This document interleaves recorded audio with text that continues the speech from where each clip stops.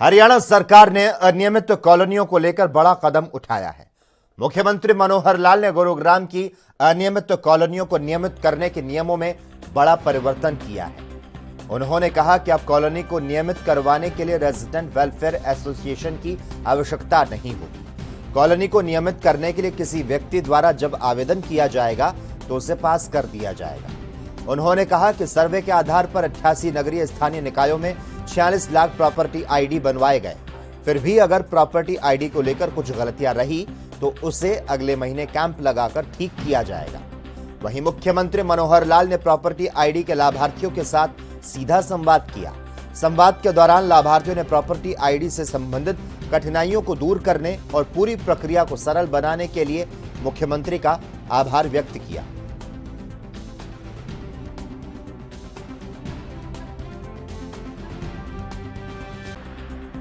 अब आगे बढ़ते हुए जब ये ध्यान में आया कि जो शहरी प्रॉपर्टीज़ हैं या गांव की रिहायशी प्रॉपर्टीज़ हैं, इनका हिसाब किताब हमारे पास प्राय ना के बराबर है, तो ये योजना बनी कि हमारी शहरी प्रॉपर्टीज़ उसकी भी कोई ना कोई पहचान बनाई जाए और उसको एक आईडी, एक पहचान ये दिया जाए। जो काम हमने हरियाणा में 2018 में शुरू किया, एक अनुमान के हिसाब से उस समय लगता था कि हमारी 42 लाख शहरी प्रॉपर्टीज़ हैं, लेकिन जब गिनती प्रारंभ हुई और अंत में गिन करके जब हमने देखा तो 42 के बजाय 46 लाख प्रॉपर्टीज निकली। और उस 46 लाख में अगर उस दो भागों में बांटते हैं तो एक भाग है कि जो हमारी नियमित कॉलोनीज हैं, जो अप्रूव्ड एरिया है, उसमें 36 लाख प्रॉपर्टीज हैं, और जो अनअप्रूव्ड एरिया है, अनियमित है, और जिसको हम ये कहें कि जो कॉलोनियाँ ऐसे विस्तार होता गया बिना किसी योजना के, अवैध कॉलोनीज भी उसको हम कह सकते हैं, उसमें 10 लाख प्रॉपर्टीज हैं। इस काम को शुरू करने के लिए हमने एक कंपनी को काम दिया था। अब वो कंपनी पहली बार काम कर रही थी और ये काम भी हरियाणा में भी देश भर में सबसे पहले हमने शुरू किया। स्वाभाविक है, जब इतना बड़ा काम होगा तो उसमें कहीं ना कहीं कोई कठिनाई, कोई समस्या भी हम पहले से सोचते भी थे और वो आई भी है। बहुत सी प्रॉपर्टीज़ का जो हिसाब किताब, लेखा जोखा, उसके जो विवरण भरने की जो स्थिति थी, उसमें बहुत सी गलतियाँ पाई गई। और उन गलतियों को जब हमने पहचाना तो हमने उसका एक पहला काम किया कि जितनी भी हमारी प्रॉपर्टी आईडीज हैं, जो संपत्ति की हमारी पहचान की संख्या है, उनको सबको वेबसाइट पर डालें। हमने नवंबर 2022 में सभी प्रॉपर्टीज जो भी आईडी बनी थी वो आपके देखने के लिए, अवलोकन के लिए हमने वेबसाइट पर डाला था। और ये भी कहा था कि आप लोग स्वयं सत्यापित करें, और स्वयं सत्यापित करने के बाद हमारे पास अगर डाटा आएगा तो हम उस हिसाब से आगे काम करेंगे।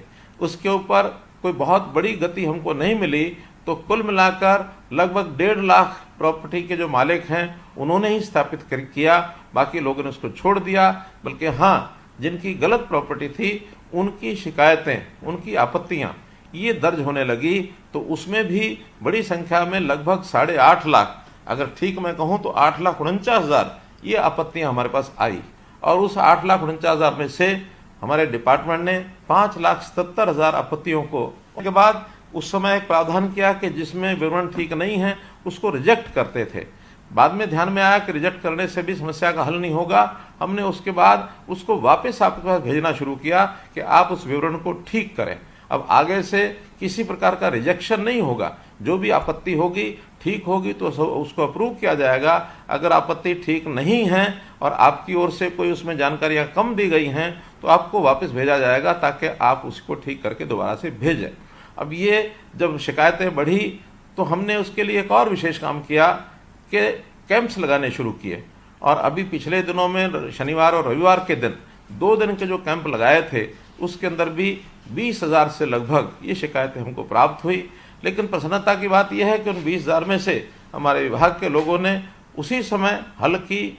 धीरे धीरे 3 दिन में, 4 दिन में और भी जो संभावना थी हल करने की वो सब की, और 19,000 लोगों की आपत्तियां और उसके अंदर ठीक हुई हैं।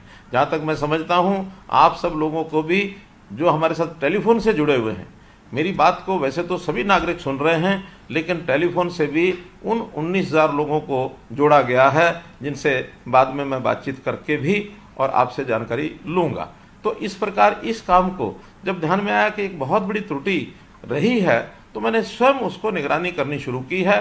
और स्वयं निगरानी करने के बाद एक संकल्प लिया है कि आने वाले 1 महीने में हम कोशिश करेंगे कि अधिक से अधिक कैंप लगाकर, अधिक से अधिक ऑनलाइन सिस्टम को आपसे जानकारी लेकर और हम इन आपत्तियों को दूर करके और आपका जो आईडी है, प्रॉपर्टी आईडी है, उसको दुरुस्त करेंगे।